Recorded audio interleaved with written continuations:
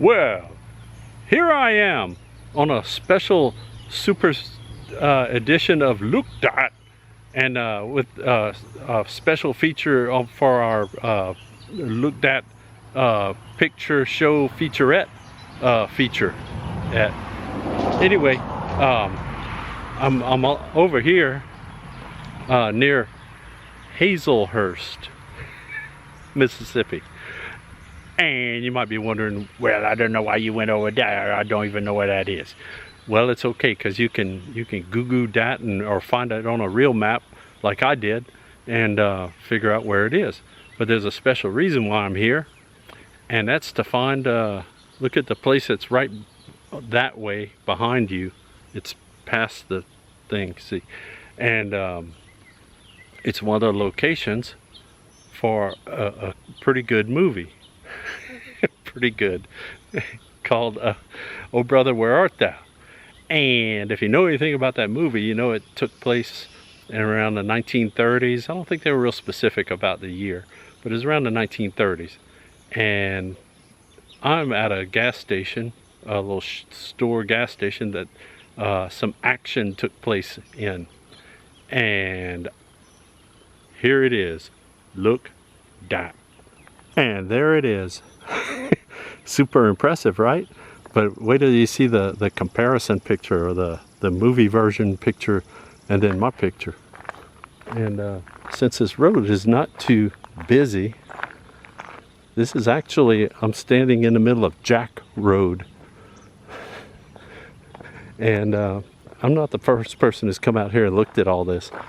But in the movie there's a scene where they're stopping and looking for supplies and stuff, some pomade in particular, and they go into a little store and are looking around, and then they come out, and here's what we're looking at, pretty much right here.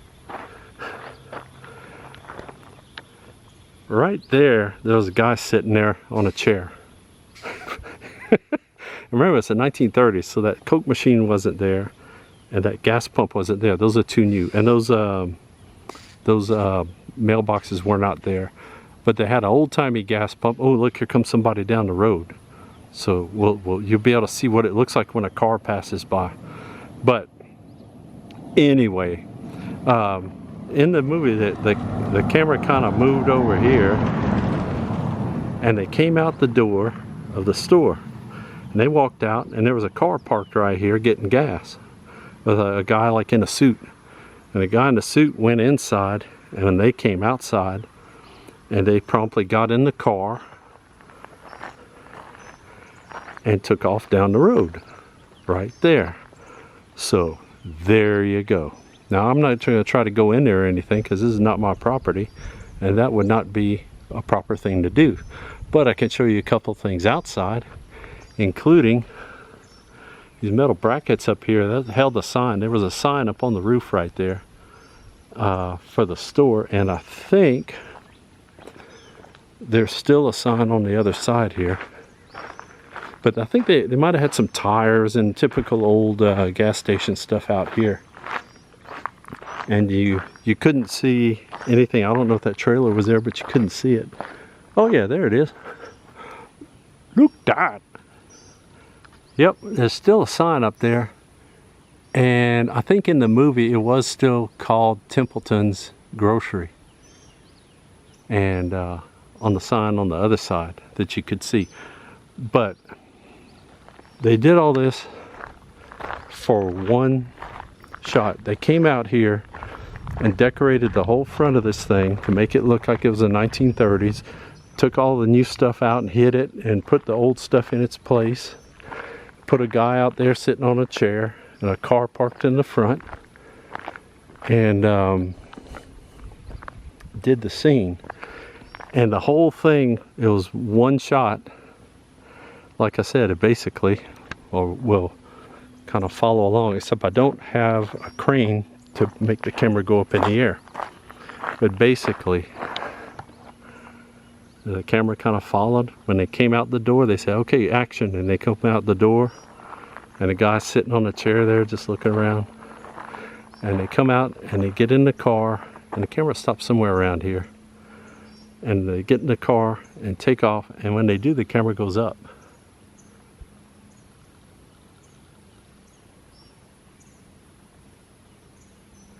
Kind of like that. Yeah, it did kind of like that, only better because I don't have a crane, and so don't make fun of me. But this is the real life store, and the inside, they did show the inside of it, but I don't know if it was in this building or not. Who knows where that was, because they didn't show them coming in and out. They just showed them when they opened the door. You couldn't even see the door. They just came out and jumped in the car and left. So there you go. But you can come look at this place too if you really want to. It's a little bit of a drive. You have Interstate 55 and you turn off at Hazelhurst. Take Dentville Road, if I remember right, and the road that comes in front of here is Jack Road. and that's pretty much it. So there you go. And just hang on, because there's other exciting stuff we're gonna go see.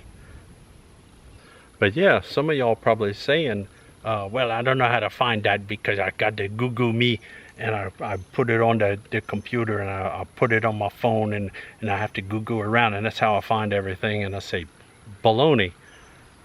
This is the best way to find things. This is called a map, and I think it says that on there somewhere. This is actually a paper map, and it's the way of the future because it survived the past and we still have paper maps. You can unfold it. Oh, that's the top. Let me unfold it from the bottom. Didn't know you'd see this on Look Dat. But yeah, you see there's all the roads and everything. And we're right over here somewhere right now. We're right over here somewhere right now. And there's Hazelhurst. There's I-55 going up to Jackson. And more exciting, oh brother, where art thou locations are up here in Canton. And over here in Yazoo City, if you can see that. It's pretty bright out here, so it's hurting my eyeballs. But watch this. Now you know on your phone when you do the maps, you have to go like this, and then no, that's not it. And you pinching and you sliding and just moving your finger all over.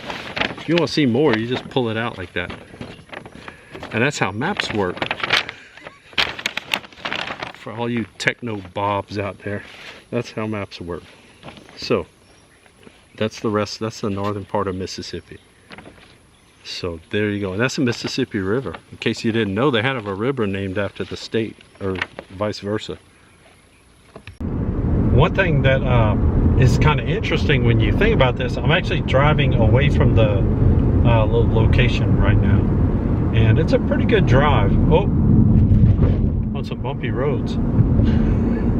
Uh-oh, there's a slow bump sign up here. Anyway, one thing that you might not even think about is that since that was a real location, I don't know how they found that place in the first place, because it's a pretty good drive out from everywhere. Like they said in the movie, it's like a geographical anomaly. I don't think that's the store that was an anomaly, but anyway, it does take a while to get out there. So you think to film that, basically they did one shot with the camera. They may have done a couple of other things and didn't use them, but in the final film it was one shot. And so they had the crane, they had a crane that they could push along and then raise up.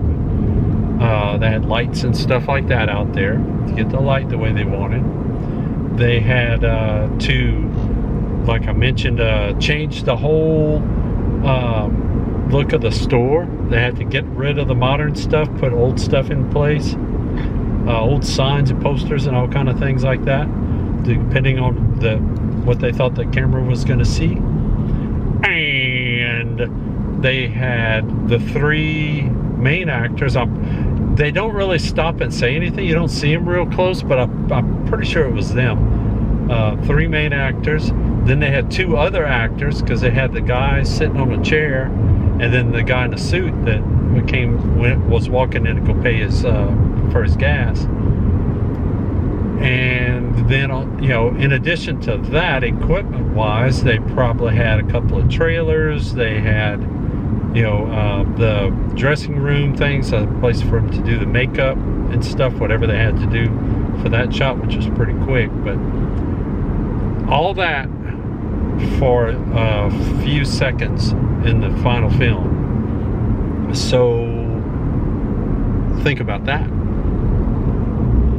I did, and I passed out. So I'm not thinking about it right now. I'm just driving to see if I can find our next exciting location.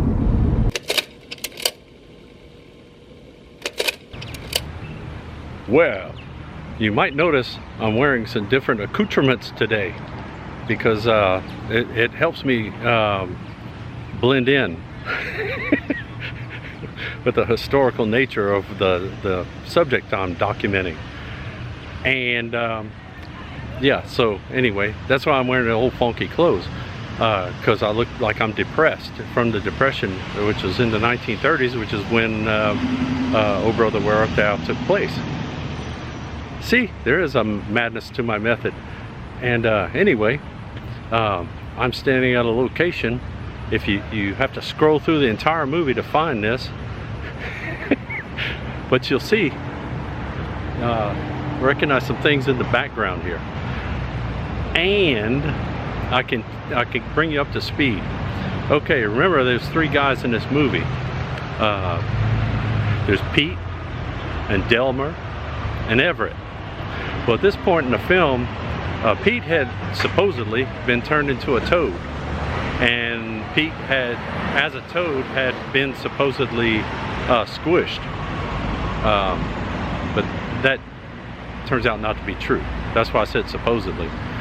So in the meantime, Everett and Delmer catch a ride on the back of a pickup truck, and they show up, get off the truck right back here in the street here, in the bustling downtown area of what is in reality Canton, Mississippi. Okay, so now you know.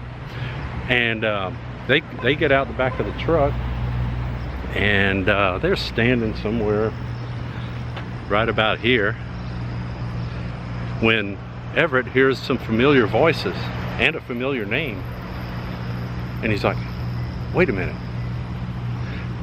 And if you watch the movie, you'll know who and what I'm talking about, because there's a little political rally going on right, it's right behind you. You can't see it because I'm looking back the other direction. There's a political rally going on, and there's some little girls they got to bring up and sing, and they're singing, and then he gets kind of agitated and wants to find out what's going on. So there you go.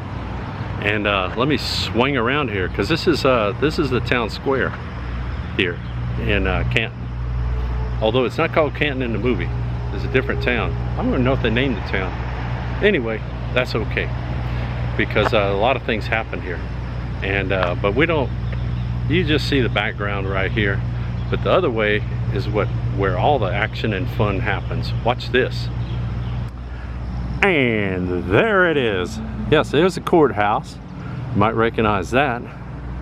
Although it's not very busy today. But right over there on the side of the courthouse, there was a stage set up. And this whole lawn was full of people watching the goings on for the Homer Stokes political rally. So now you start to put the ABCs in order. And in general, you can see the side of the courthouse, but it's a big tent and a stage and all these people right here. And that's where he comes and he talks about helping out the little he talks I'm getting all tongue-tied. he does that. But yeah, he is out to help the little man, and kind of takes it a little too literally. A little. There's a lot of littleness going on, but you can see the square in general is really cool. Not too much has been changed around here in a long time, and they try to maintain all the buildings around here and keep them up to spec. And there's a number of businesses down here. It's busy. There's cars. There's plenty of traffic and stuff like that. And so that's what goes on. But see, some of this stuff is new. Like when the movie was done, I don't think all these sidewalks, none of this might have been here. Might not have been here, because there was a stage set up right around in here in this general area by the wavering finger, if you can see that and keep up with it. So there you go. Well, basically they come up and talk to the little girls, and you know, hilarity ensues. And yeah, this is the outside of the Welcome Center, which also happens to be the Troleo Hotel, which is in the background in the movie. And but the windows weren't decorated and everything like that. They actually did this for the Oh Brother Where Art Thou. And inside is a restaurant that we'll check out, that doesn't have the tables and stuff, but you will recognize some things in there. Some people might recognize this was a dining room, and Pappy O'Donnell was having a meeting with his guys over here, and Delmer and Everett were sitting over here at their table with they did have Pete with them at that point. And John Goodman was back here somewhere within earshot. Is roll around a little more real quick. But this is all in the visitor center, the back of the visitor center. There's a post from the restaurant that was fake. They made it to match the others because they needed another post, and they saved it. It's made out of styrofoam, and plus there's all kinds of set pieces, wall sections, doors, furniture.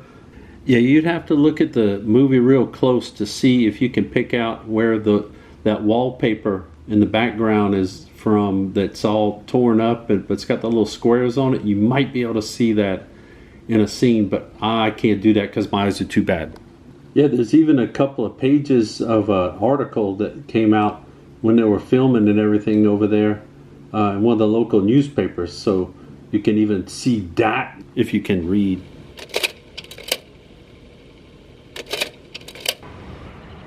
Well, here I am, standing kind of on a corner, near a corner, in Yazoo City, Mississippi. And I'm waiting for somebody to come barreling around down the street and pull in over here. You got to be careful how you say his name, though, because some people call him, well, they call him Babyface, and he doesn't like that. So I'm not going to say it again. But I know he's going to be coming over here because he wants to go do some business across the street there. Right over there. Look that! Yes, that bank looks familiar. Oh, look, there's another car barreling down the street. But it's a one-way now. But that's the bank that got robbed by George Nelson and his pals, Everett and Delmer. And yeah, that's where they went. And cut up and acted up and everything, and jumped back in the car and took off.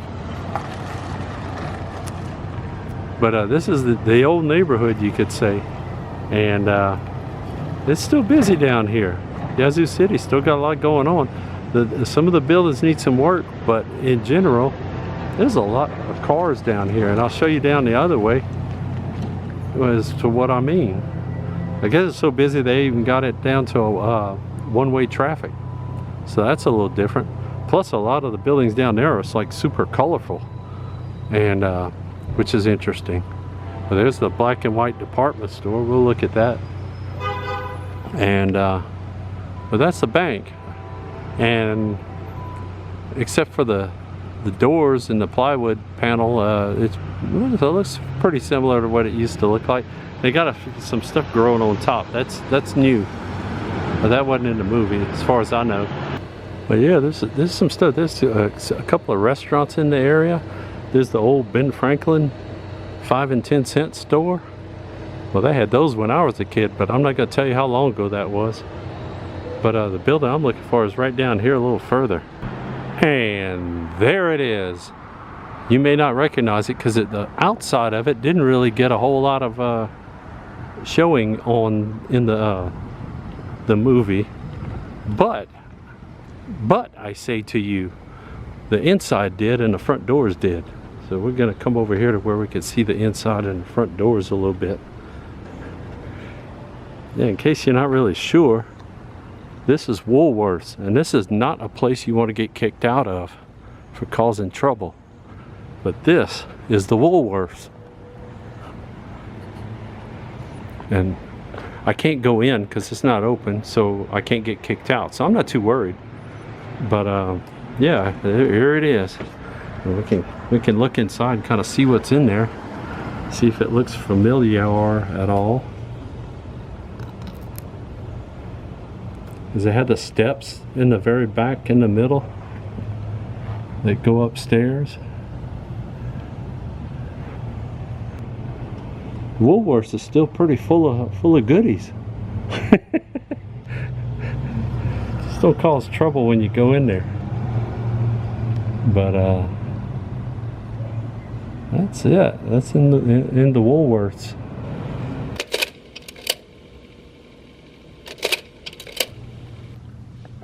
Well, you're probably wondering where I am now because I'm inside. But I'm inside in a very special place. Because if you remember toward the end of the movie, there was like a big political deal going on in a hall, in an auditorium, and the Soggy Bottom Boys showed up and performed on stage. And they ran a guy out of town on a rail and all kind of exciting stuff. And Pappy O'Daniel came up on stage too. Well, here I am. And there's the stage. From on stage. Let's go over. Look that. Yeah, this is the actual real live stage that was used. And the real live building. It looks a lot different because in the movie it was at night and it was real dark. And they also had the lights down here lit up. And oh look, there's a table. There was a table. All the important folks were sitting up in the front here at the table. So let's go down. They had the little stairs and everything. But Pappy O'Daniel got all excited and was trying to climb up on the front of the stage, and he kind of had to see it. But this is the hall. That's the doors they ran him out of the place on. The ceiling's got the big moldings and everything up there. And these big tall things are the front doors.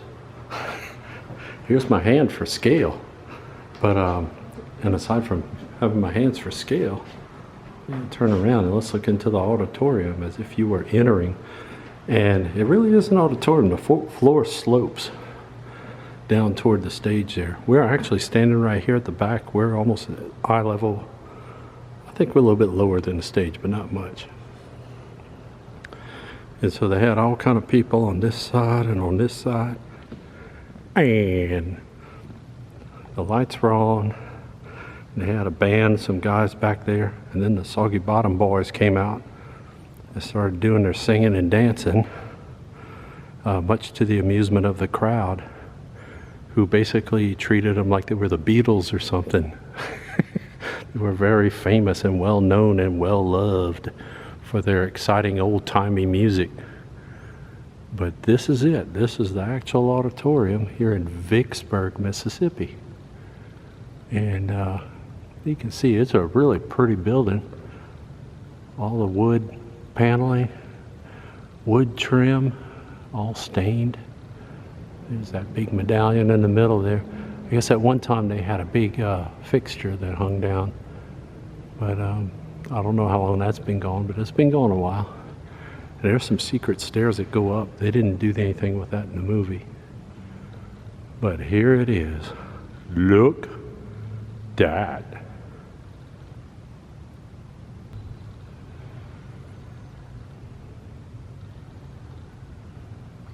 It was real hard to see in the movie because it was so dark, but this is a really pretty auditorium. Got a lot of nice little architectural details and stuff.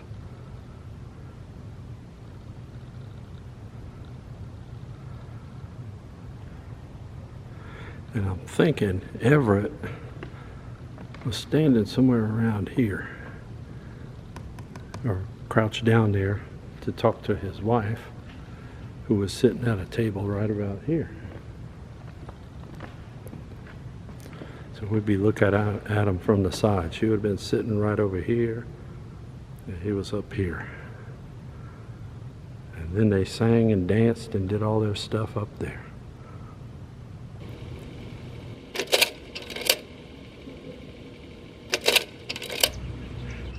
Well, here I am in Edwards, Mississippi, and I'm walking down a path seen right toward the very end of the movie, and there was a big conversation going on about finding a ring in a bureau drawer, something like that. No, it was roll top desk, but he found the wrong one, and so that didn't work because the other one was bona fide and this one wasn't. And so they walked along with all their kids in tow, and this is what we saw. And the guy going down the tracks on I think the bridge is new, but a lot of this hasn't changed too much, except it's gotten a little older. So there you go. Look that. Yep, look that. And Grandma's ice cream is not open, otherwise I would be in there because it's hot. But anyway, that's okay. I'll make it. But this is pretty much downtown Edwards. Well, I hope you enjoyed this exciting tour around Mississippi. It was a lot of fun going and seeing all these locations in person. You know, keep watching Look Dat, and there's a pretty good chance there'll be some more picture show featurettes in the future, and otherwise just some regular old Look Dat episodes, which contain who knows what, or where, or when. So, I guess we'll see you next time on Look Dat.